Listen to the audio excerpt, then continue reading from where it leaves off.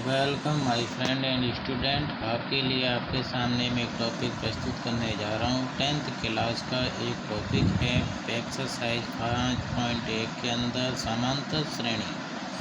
अब समांतर श्रेणी में आप देखेंगे इस शब्द के अंदर यहाँ जो लिखा हुआ है समांतर श्रेणी। समांतर श्रेणी का मतलब ये हो गया समान अंतर रखने वाली संख्याओं का एक अनुक्रम समांतर श्रेणी कहलाएगा।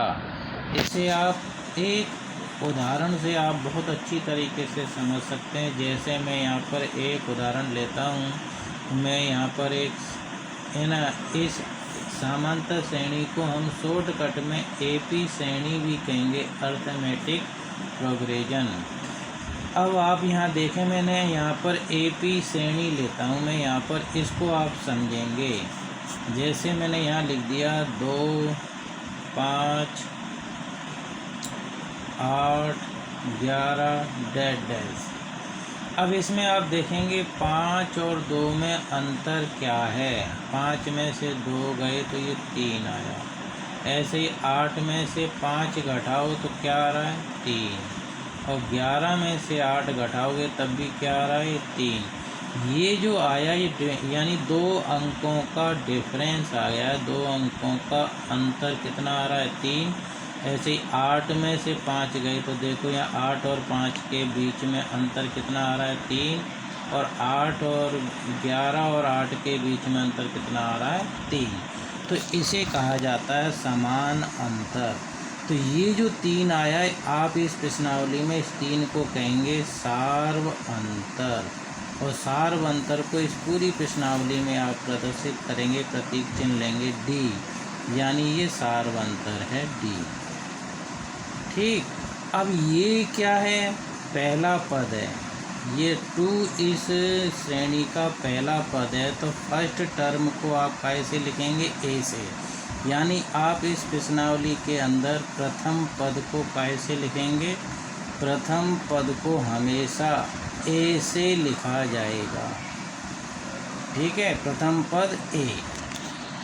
अब ये प्रथम पद ए है तो इसी ए को हम A1 कह देंगे। तो आप देखें एपी श्रेणी कैसे बनी। अब देखो 3 में 2 जोड़ा तो क्या आया, 5। 5 में 3 जोड़ दिए तो क्या आया, 8। 8 में 3 जोड़ दिया तो क्या आया, 11।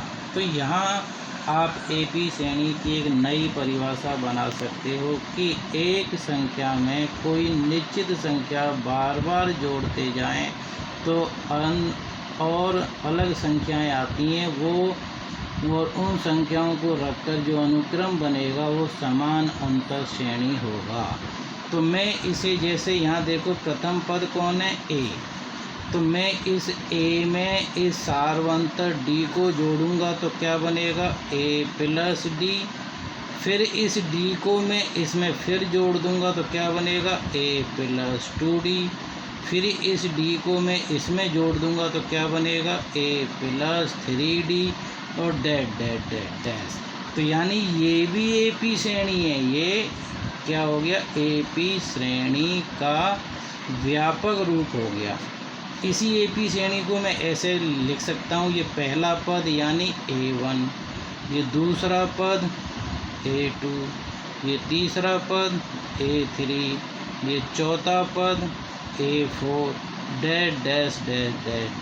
अब ये जारी है तो कौन से पद तक जारी है, तो मैं मान लेता हूँ n पद। तो n पद निकालूंगा तो क्या बोला जाएगा, an। ऐसे ये जाएगा कहाँ तक, an तक।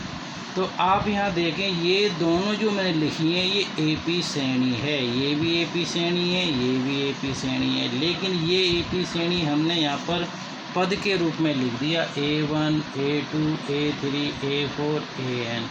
तो ये AN को यहाँ बोला जाएगा nवां पद। क्या बोला जाएगा, nवां पद। अब nवां पद ज्ञात करने का सूत्र है, nवां पद को हमने लिखा है an। तो an का सूत्र हो जाएगा a plus n minus 1 into D. तो अब आप इस फॉर्मूले में देखो, आप समझ गए होंगे कुछ कि a कौन है, प्रथम पद। डी कौन है? सार्वंतर। और एन कौन है? एनवां पद। और एन कौन है? जो एनवें नंबर का जो हम पद निकालेंगे वही पद एन होगा। अब आप ये देखेंगे कि इस श्रेणी में आप देखो, मैंने यहाँ लिखा है 2, 5, 8, 11। तो आप इनमें देखेंगे कि इस सामांतर श्रेणी में अगर मैं यहाँ कह दूँ कि 10वां पद ज्ञात करो, क्या ज्ञात करो? 10वां पद, यानी 10 पद। ये लिखा मैंने 10 पद, ये 10वां पद निकालना है मुझे।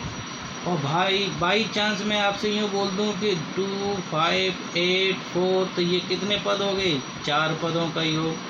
तो इसे तो आप आसानी से बता दोगे कि 4 पदों का योग बोल रहे हैं, तो आप इनको जोड़ दोगे। और मैं बोलूँ चौथा पद कौन है? 1, 2, 3, 4, चौथा पद 11 है। मैं बोलूँ कि तीसरा पद क्या है? 1, 2, 3, तीसरा पद आप 8 बता दोगे। और मैं बोलूँ अब आपसे कि 10वां पद क्या होगा, लेकिन 10वां पद आप यहाँ पर है ही नहीं, रिक्त स्थान है, तो आप यहाँ पद मैंने लिखा नहीं है, मैंने यहाँ लिखा है 10वां पद यहाँ क्या होगा वो आपको निकालना है। तो वो निकालने के लिए इस फॉर्मूले का उपयोग करोगे, एनवां पद ज्ञात करो। तो अब एनवां पद का मतलब ये हो गया मेरे पास n बराबर 10। ये क्या हुआ? n बराबर 10। तो अगर मैं इस सवाल में यूँ n बराबर क्या लिख दूँ? 10। और देखो a बराबर, इस श्रेणी के अनुसार a बराबर कौन हो गया? 2। a बराबर कौन हो गया? 2। तो यहाँ लिख दिया मैंने a बराबर 2। और d यानी सार्वंतर कितना हो गया? देखो 3। और इस फॉर्मूले में मान पुट करो, तो देखो a की जगह a और n की जगह क्या लिख दूँ? 10। तो देखेंगे आप a की जगह क्या लिखा जाएगा? अब 2 प्लस n की जगह 10 माइनस 1। अब बताइए यहाँ d है, तो d की जगह क्या लिख दूँ? 3। तो देखो क्या आया हल करने पर? 10 में से 1 गया तो 9, और 9 को इस 3 से गुणा कर दिया जाए तो क्या आया? 9 दिया 27, और 27 में 2 जोड़ दिया जाए तो क्या आ गया? 29। ये जो 29 आया ये 10वां पद है। क्या है भाई? 10वां पद, 10वां पद 29 आया। अब आपको मैं जो बताना चाह रहा हूँ वो यहाँ देखिए, 2, 5, 8, 11 डैट डैट डैट डैश मैंने लिखा n बराबर 10, यानी 10वां पद क्या होगा? 29 होगा, 29 होगा। तो यानी आप इतना समझ गए कि इस प्रश्नावली में nवां पद ज्ञात करने का फॉर्मूला क्या है? an बराबर a plus n minus 1 into D. तो आप इस तरीके से एपी श्रेणी से संबंधित सवालों को, nवां पद ज्ञात करने वाले सवालों को आप और हल कर सकते हो।